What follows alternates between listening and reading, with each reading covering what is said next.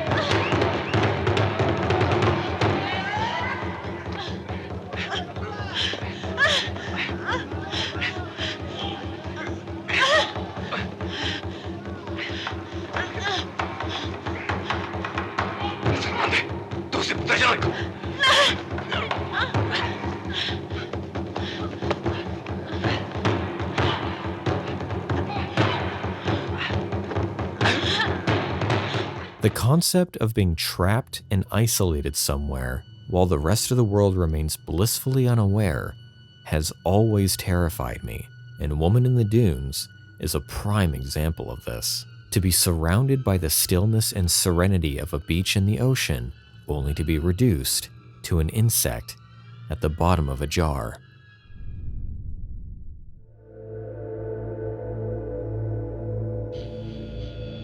A neglected young girl and her emotionally abusive mother become stuck on the road on a dark, rainy night, only to find that they're not alone. The monster places us in the shoes of two complicated characters, Lizzie, who has to mature quickly because of her circumstances, and her mother, Kathy, who remains immature despite her responsibilities. Both of them are fed up with each other, but possess an unrelenting care, and their relationship is pushed to its limit when they face off against an unknown creature. The mixture of childhood abuse and unrelenting tension makes for a powerful story of isolated survival, and it's at its terrifying peak when Kathy decides to make a break for the repair truck.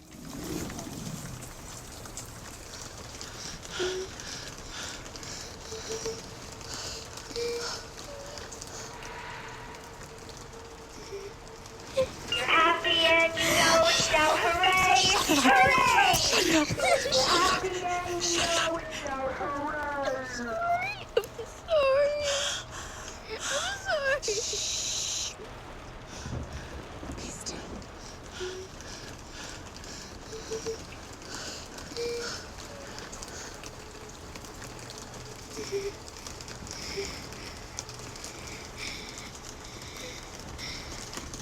still. Be still. Be still. Stay quiet. Stay there.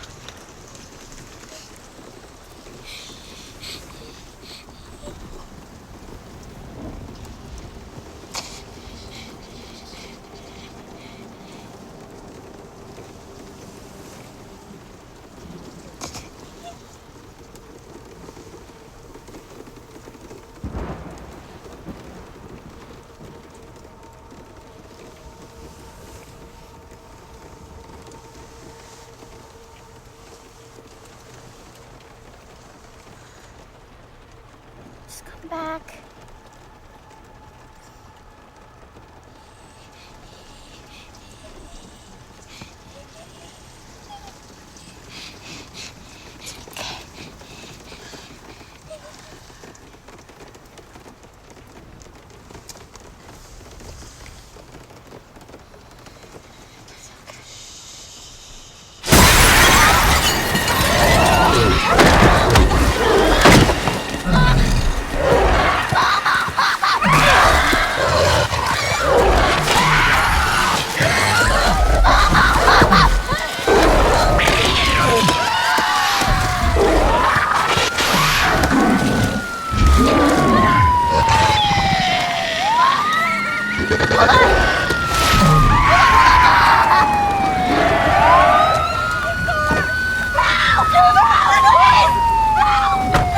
Okay, man, stay where you are. Oh, there's something out there!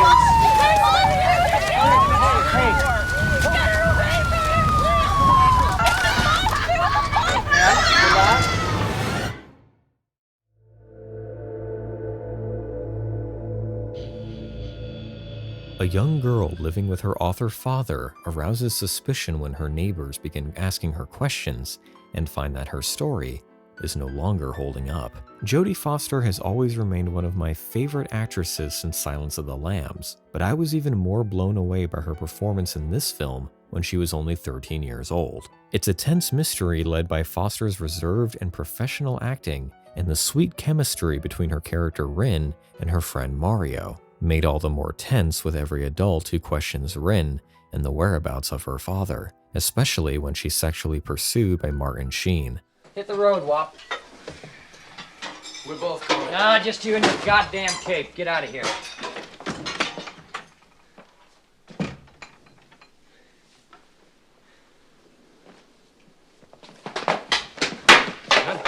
I'm a wop.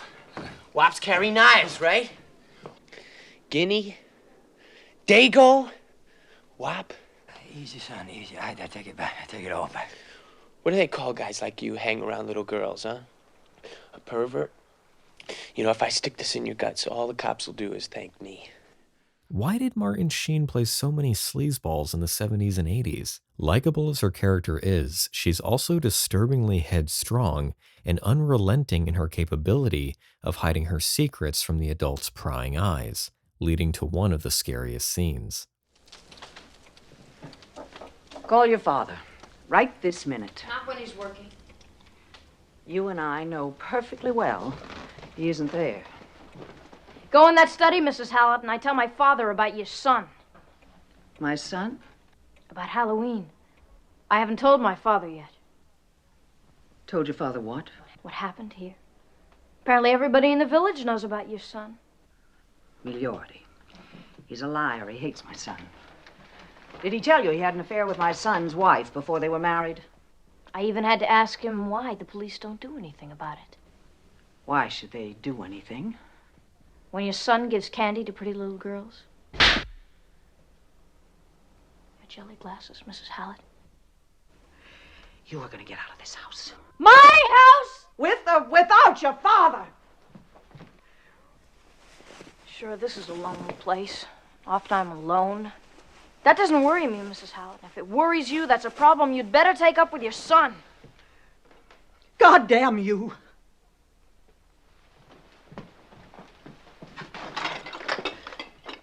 No seals. Without rubber seals, these glasses are worthless. The seals are in the cellar. And this time, don't you dare tell me to come back later. Get out of my house! I'm warning you, Mrs. Hallett. Get out of my house! Oh. Mrs. Hallett, I'm warning you!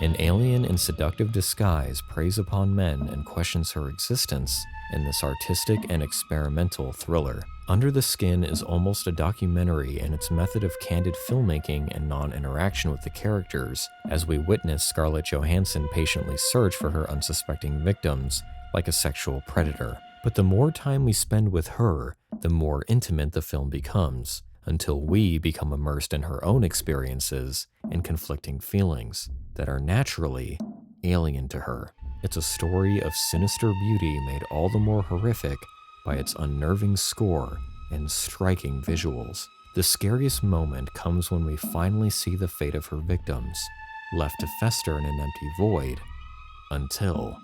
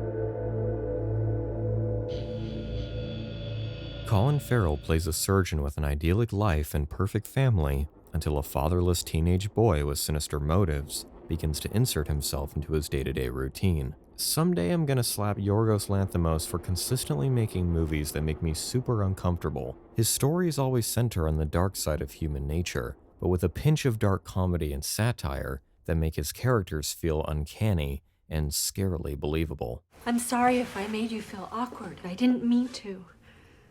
But I won't let you leave until you've tried my tart. And this can be found in the terrifying arbiter of doom that is Martin, played by Barry Keoghan, a character who is somehow intentionally or unintentionally causing terrible things to happen to Colin Farrell's family because he believes he's responsible for a botched surgery on his father. His neutral presence is all the movie needs to put you on edge in every scene, most notably when he speaks to Nicole Kidman. If my husband made a mistake, if out of negligence or I don't know what, he caused this tragic thing to happen, I don't understand why I should have to pay the price. Why my children should have to pay the price.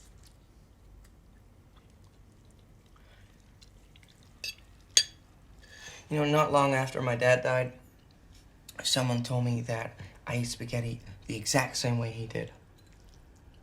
They said, what an extraordinary impression this fact had made on them.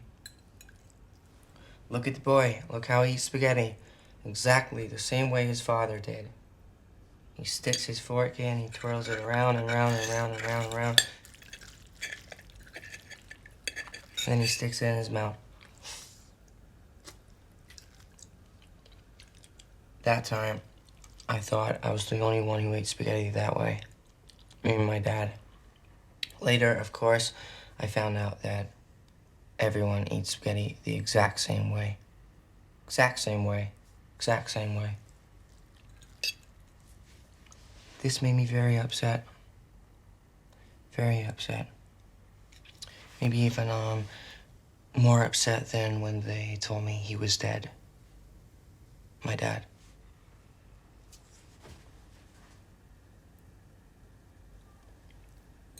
I don't know if what is happening is fair, but it's the only thing I can think of as close to justice.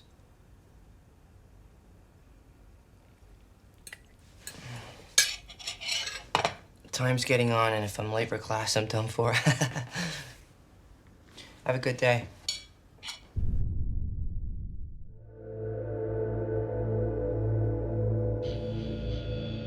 A husband and wife take a disturbing cabin retreat as they mourn the loss of their young boy. Lars von Trier's adaptation of Adam and Eve, featuring the irreplaceable Willem Dafoe and Charlotte Gainsbourg, is a horrific tale of unknown terror, mixing with the grief and dysfunction and sexuality of a disturbed couple that I'm still trying to wrap my head around. There's plenty of biblical subtext and distinct imagery that either goes over my head or stays in my head forever. Chaos reigns.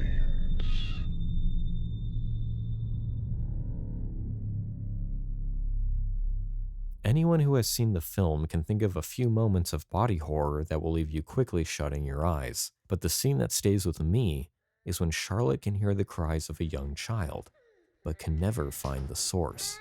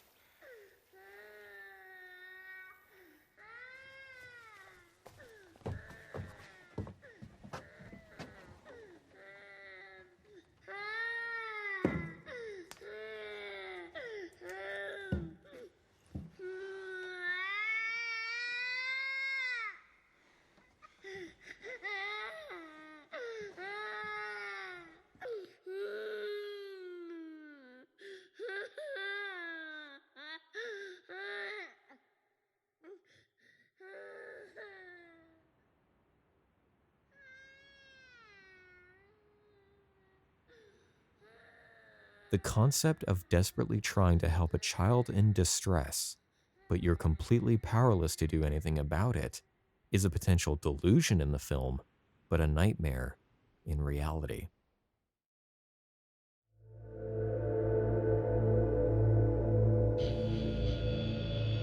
An experimental film that showcases a childlike bad dream of a brother and sister trapped in their home with a menacing entity. Just to get it out of the way, in my opinion, Skinamarink is not a good movie. I completely understand and appreciate what it's doing, but it turns a short film idea into a feature film with an egregiously long runtime. It's a collection of random dimly lit interior shots of a house with the occasional loud noise to break the silence.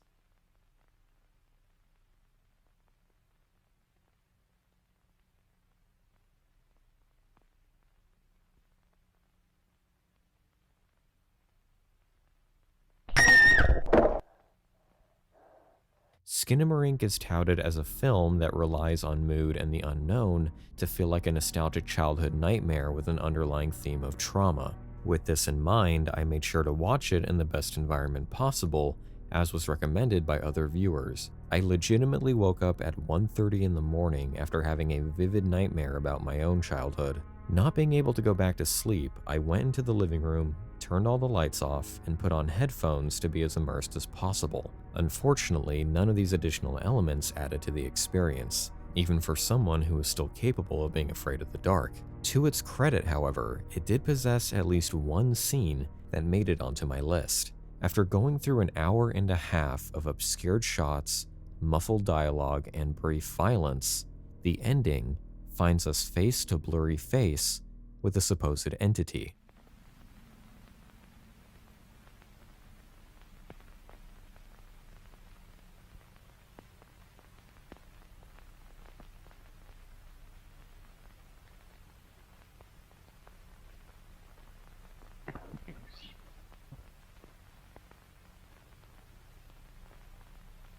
As much as I disliked the movie, as bored as I was, having this obscured face, which lets you put any identity you want onto it, tell me to go to sleep at 3 in the morning, definitely stuck with me that night.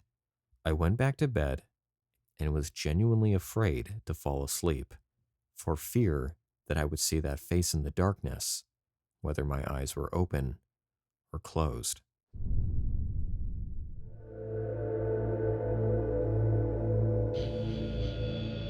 After a bored housewife in feudal Japan murders her husband with the help of her secret lover, they become haunted by his ghost. Just like Skinamarink, this was a horror film that I didn't enjoy, but found things I could appreciate. The pacing is sluggish, the main characters are unlikable, but it possesses a creepy fable-like quality despite its exploitive material. Director Nagisa Oshima is famous for spitting in the face of Japanese filmmaking standards, and his methods definitely lead to memorable and striking stories and visuals. In the case of Empire of Passion, this is expressed through Gisaburo's haunting spirit, keeping with Japan's tradition of ghosts who are not outright vengeful, but their presence alone is enough to instill terror, especially when he watches over his wife as she's trapped in the very well that she dumped his lifeless body into.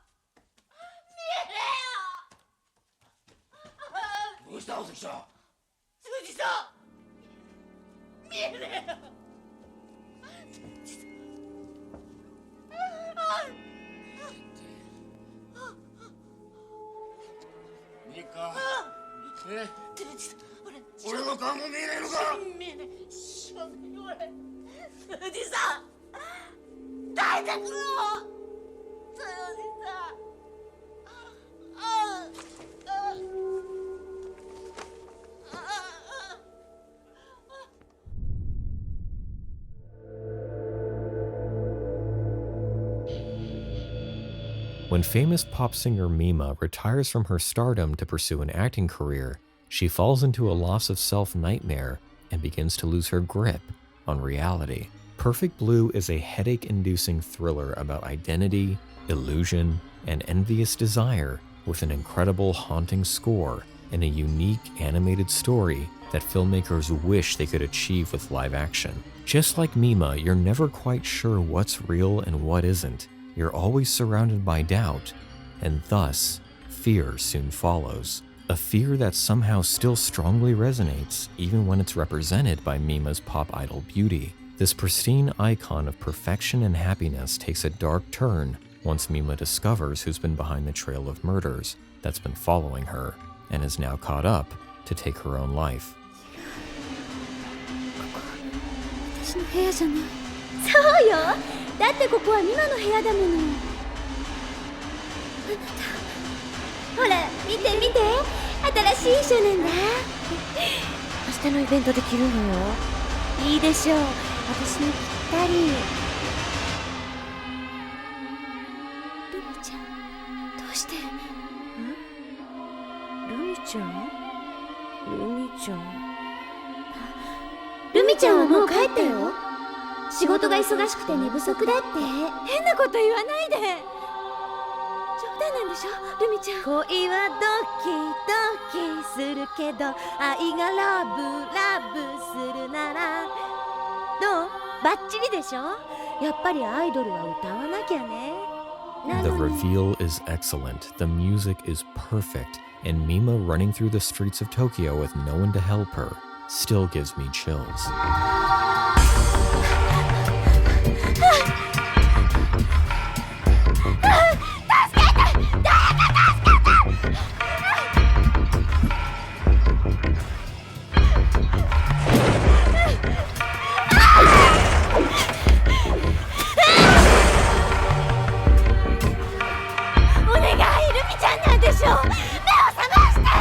それはあなたの方よ。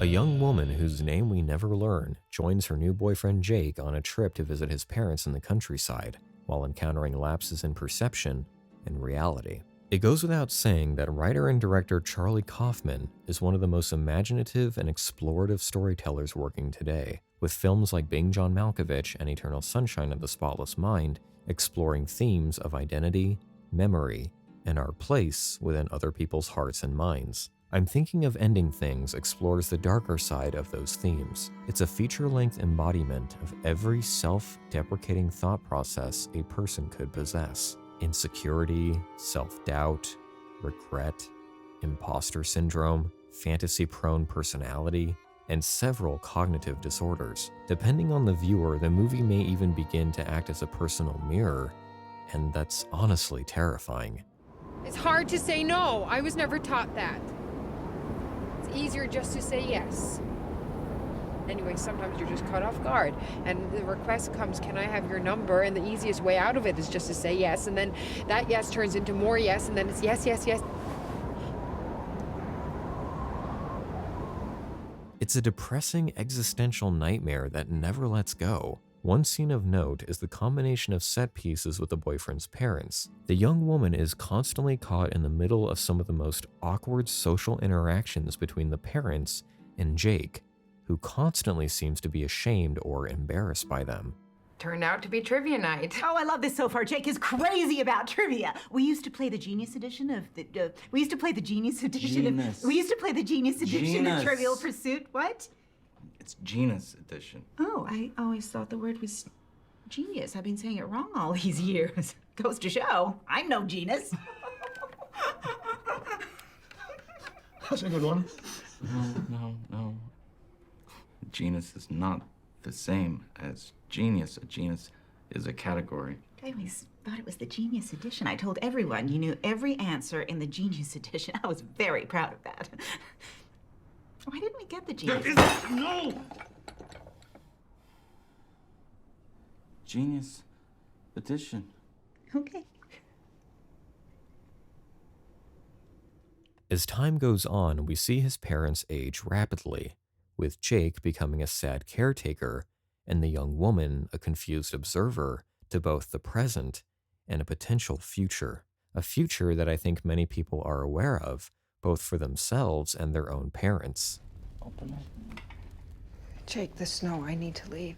I've told him over and over it's time for him to leave. Mom, you need to eat. I'll be down in a minute. Mom? Jake's always been a good boy. Mom. Diligent. He won a pen. Maybe not as naturally talented as some of the other students, but he worked so hard. And that's even more impressive. Being a genius. Genius, Mom. The luck of the draw, really. The genetic lottery, as they say. But to do as well as Jake did with no special talent or abilities, that's much more impressive. Yes. Maybe you should. Soon! Okay. We will leave soon. Let me just finish up here. The scene acts as a terrifying reminder of our own mortality, our obligation to our loved ones, and our commitment to uncertain relationships.